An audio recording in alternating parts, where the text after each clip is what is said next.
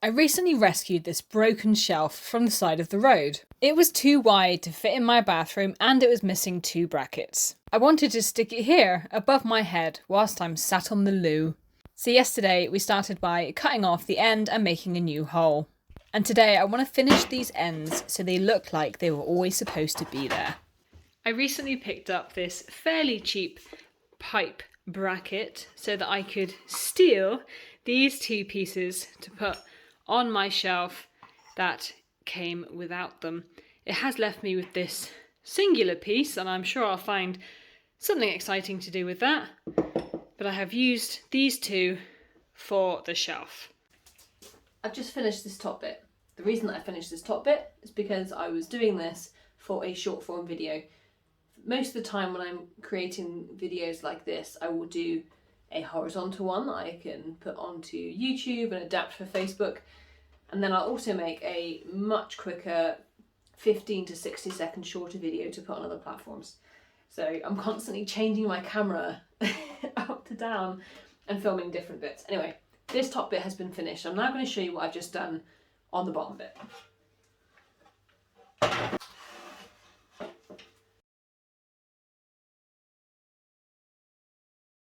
Now, there's not a whole lot to do here, to be honest. What I am doing, let me bring you in just a little bit closer. I want to round out these edges so that they match these beautiful edges, and it's in keeping with the sort of rustic design of the shelf. I also have the edges now, they look very raw, they don't look very finished, and of course they're a different colour to the wood itself. So I'm just going to go in with a 180 grit piece of sandpaper. I'm going to smooth out the edges and I'm just going to round these edges. So after I've done these flat bits, I'll just move up slowly and it will cause the edges to become rounded. I'll also gently sand the top. Once that's done, I'm going to finish this off with some boiled linseed oil. This wood doesn't look like it's been finished with a stain. It's very much quite true to the colour of the wood. It just looks like it's been finished with something like a wax or an oil. So I'm just going to put what I have and see how well it matches.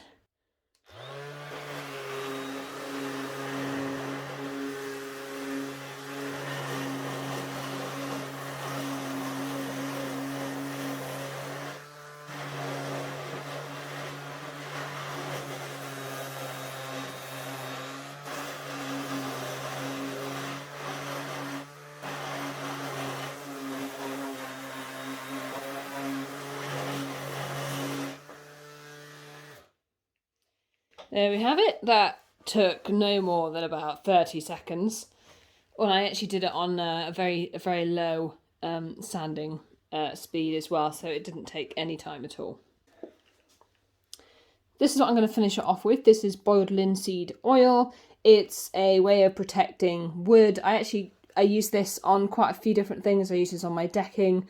I find it a good all-rounder to use on wood to protect it and to give it a finish. It's normally fairly inexpensive as well.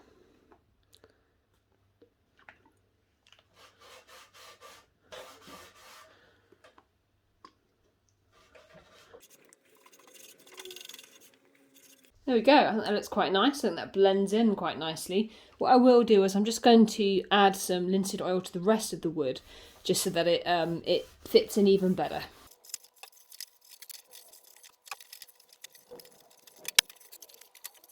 As you know, I never like to keep my DIY disasters to myself, so I'm going to show you a mistake that I made on this in just a moment. But before I do, boiled linseed oil is one of those compounds where you need to safely get rid of the rag afterwards. As it says on the back, and I'll read this to you verbatim, soiled application cloths should not be left where they may constitute a fire hazard, as they are liable to self-igniting without warning. Just like poof, setting itself on fire. Is because the heat, I think it's to do with the heat of applying the chemical, and I don't know. I mean, it's science. I don't know the science. But the warning is that something like this could set itself on fire. So usually you would wash it out with soapy water, and I usually leave it outside, because if you leave this on your sideboard and it ignites, you're going to have a bit of a problem. But as for the DIY disaster, all of this wood has been chipped away. That's when the drill bit has come through and it has punctured through and caused all of this rippage here. This is very easily avoidable. Let me show you how. This is the way that I have come through and it has caused the wood to split. But as you can see, this drill bit comes through slightly more proud than the rest of it. And because of that, it drills what's called a pilot hole. So what I could do is, before I completely come through the other side of the wood, I can take it back out. I can use that hole that's been created in the middle as guidance, and I can drill ever so slightly in from the bottom end, and that would stop all of these rippage. So that's what I would have done differently. It's not a huge deal to me because it's underneath the cabinet and it can't be seen, but that's probably something that I would think about next time.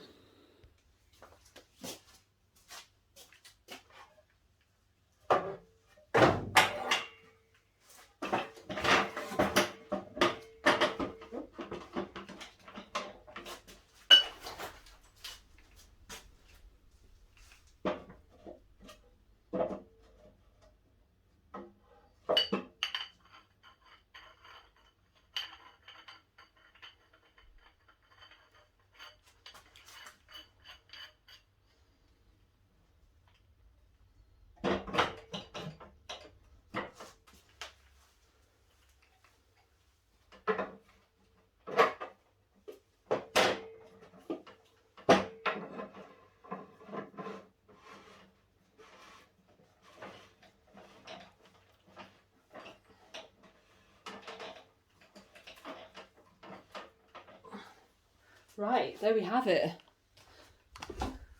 That shelf is now done. Feeling pretty chuffed with that. Let's go put it up. You've got to tell me where it looks good, because I can't really see it, but you're standing all the way back there. So I might even do a little tester and then go back and watch the video and see what it looks like. As I mentioned, I don't really want it to bang my head, but having measured this, it's really not that much deeper than the cistern is, so it's not actually going to get in the way as much as I thought. But let's have a look and see how high it is when it's above my head and how low it is when it's in the centre of my head.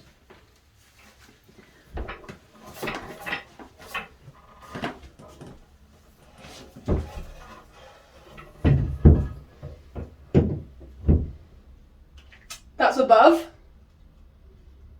I actually don't hate that. And then for it to be central, about there, that feels way too low. What do you think? Okay, I gotta come see what you can see. That was definitely worth doing because I would have put it up higher, but I think it actually looks nicer up when it's lower and more functional. So I'm gonna put it in the middle and I'm just hoping it doesn't get in the way. I'm going to take my trusty pen to mark where the holes need to be.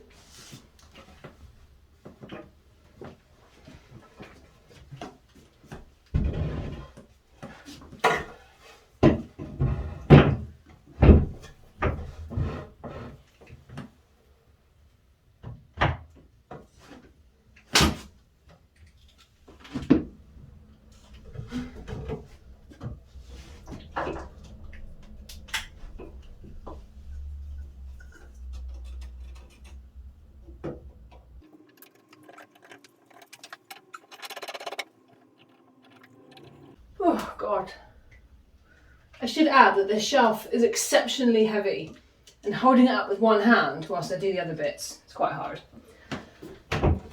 Probably asking yourself, Emma, where's your level measure? Why are you guessing if it's straight?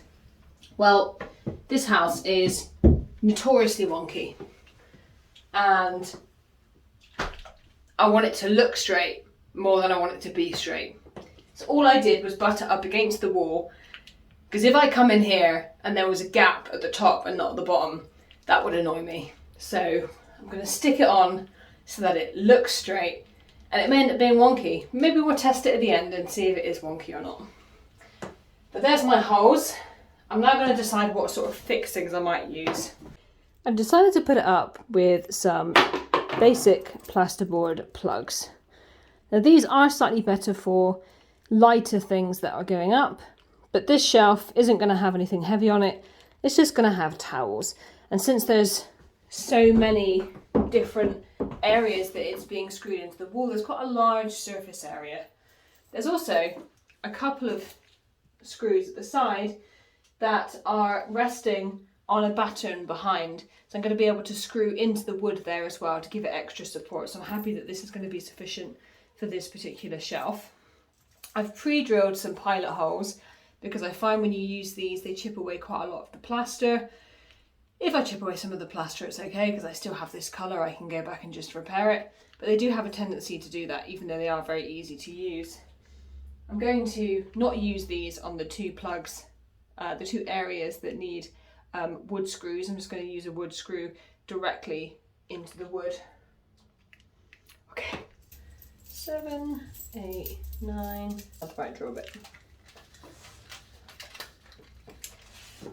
I also used this masonry drill bit to pre-drill the holes. This isn't the right bit for this job. A twist bit would have been ideal for this plasterboard, but it's not going to cause damage to the masonry drill bit. And since it was to hand, I decided to use this, so keep it simple. Just wanted to show you how I do one of these plasterboard plug screws. As you can see, there is the hole that has been pre-drilled. I just pop it in as far as it goes already, and I find that doing it in little bursts whilst applying some pressure helps it go in smoothly.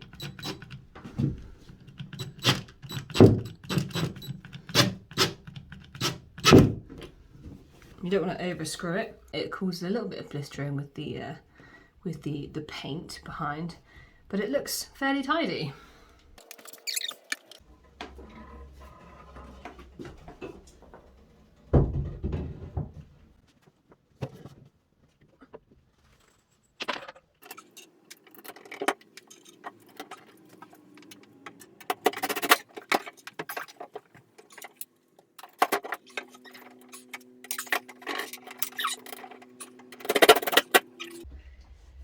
The trick is to get a couple of the top ones in first.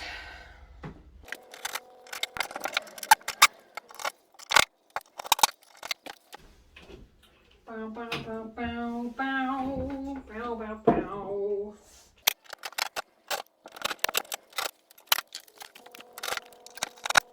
These two last screws are quite hard to get in because they are directly underneath the piping, so I'm going to leave those for right now. But what do you think?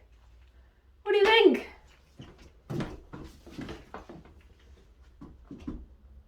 Yeah, it's not in the way at all. In fact, it's really far from being in the way. I'm pretty happy with that. This room's pretty dark now because it's later in the evening, but I think you get the gist of what it looks like. I think that is a pretty good project, well done. And what I'll do when I get a moment is I will come back with a slightly longer drill bit to screw in these final screws.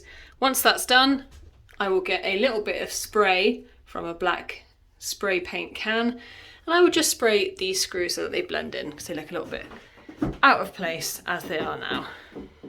Just about to get in the bath and I almost forgot what I promised you. Let's see how straight this ended up being. It's worth keeping in mind as well that this wood is actually slightly warped as well, so it gives us a bit of a funny reading. But let's see, is it actually straight as well as looking straight? So there we have it. It definitely looks straight, but it is in fact a little bit wonky. But that is okay with me. If you enjoyed watching this mini DIY with me saving this shelf that I found on the side of the road, then don't forget to like this video, share your comments with me, and don't forget to subscribe.